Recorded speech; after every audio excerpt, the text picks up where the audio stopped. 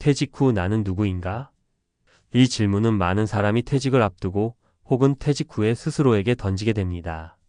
오랜 세월 동안 직장에서의 역할과 책임 속에서 나를 정의하며 살아왔기에 그 틀이 사라지는 순간 정체성의 혼란을 겪는 것은 당연한 일입니다. 직함이 사라진 후 우리는 과연 무엇으로 나를 설명할 수 있을까요? 이 글에서는 59세 직장인으로서 퇴직 후 깨달은 가치에 대해 이야기하려고 합니다. 늦은 깨달음일지라도 그것이 새로운 시작의 출발점이 될 수 있으며 실제 사례들을 통해 어떻게 은퇴 후의 삶을 의미 있게 살아갈 수 있는지 공유하고자 합니다. 1. 직장에서의 성공이 전부가 아니었다. 직장 생활 동안 우리는 성과와 직급, 명함에 새겨진 직함으로 자신을 평가받고 스스로도 그것에 의지합니다.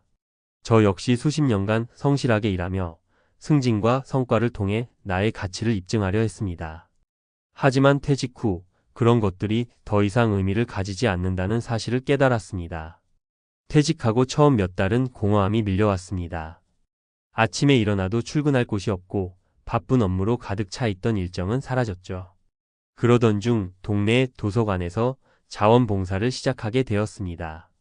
놀랍게도 그곳의 사람들은 제가 과거에 어떤 직책이었는지 얼마나 많은 성과를 냈는지 전혀 궁금해하지 않았습니다. 오직 지금 여기서 내가 어떤 태도로 사람들과 소통하고 어떻게 도움을 주는지가 중요했죠. 그 경험은 저에게 큰 깨달음을 주었습니다. 내 가치는 과거의 화려한 직함이 아니라 현재의 나, 그리고 내가 다른 사람과 맺는 관계 속에 있다는 것을 알게 된 것입니다. 2. 돈보다 중요한 것은 시간과 관계였다. 퇴직 후 가장 먼저 드는 걱정은 아마 재정 문제일 것입니다. 저 역시 경제적인 안정에 대해 고민했죠.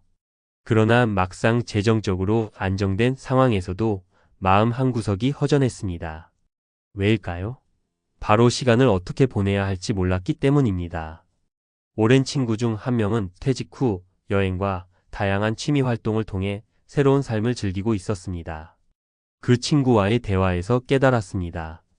우리는 평생 돈을 벌기 위해 시간을 투자했지만 정작 자신을 위해 시간을 쓴 적은 거의 없다는 것을요. 그래서 저는 가족과 더 많은 시간을 보내기로 결심했습니다. 그동안 바쁜 업무에 쫓겨 소홀했던 가족들과의 대화, 주말마다 함께하는 산책, 소소한 여행들이 제 삶에 큰 행복을 가져다 주었습니다.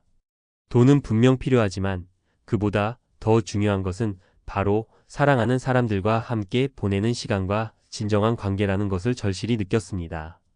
3. 나는 여전히 성장할 수 있다는 믿음. 많은 사람들이 퇴직을 인생의 끝처럼 느끼곤 합니다.